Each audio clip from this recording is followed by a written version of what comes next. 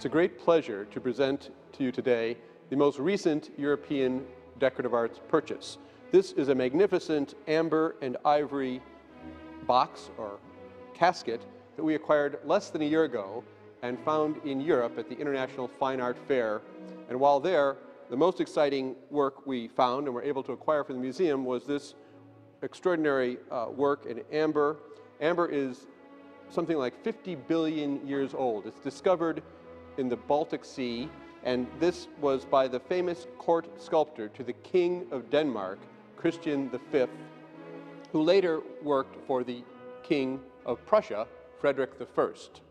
Now, amber and ivory are both very rare and precious materials, particularly in the late 17th century and 18th century. The ivory comes from the mostly African elephant.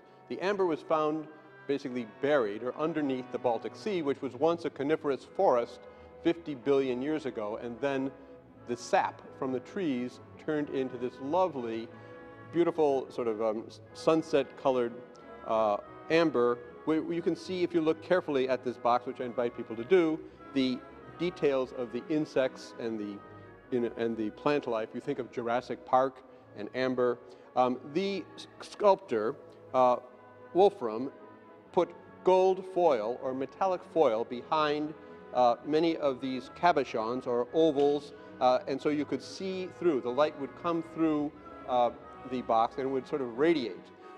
His trademark was the sort of rosette pattern flowers you see in each of the corners, as well as integrating ivory with amber, and each of the ivory scenes depicts sort of a pastoral Roman campagna that come from engravings. We know the engraver. We know that Wolffram worked with these particular engravings, and he was famous for his work at the Danish court and then later at the Berlin court of the king.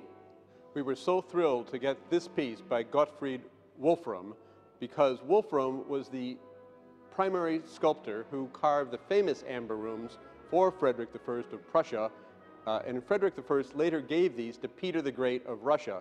And many of you may have heard about the amber rooms that went to Catherine's palace outside of St. Petersburg and then were taken away by the Nazis after World War II. Some people think the room still survives. Other people believe it was destroyed in a firebomb as part of the end of World War II. We do know that the Russians felt so passionate about their amber room that over the last 60 years they have worked to recreate it. And if you go to Russia, one of the primary stops you'll make, and a very exciting one, is to see the famous amber room outside of St. Petersburg in Catherine's palace.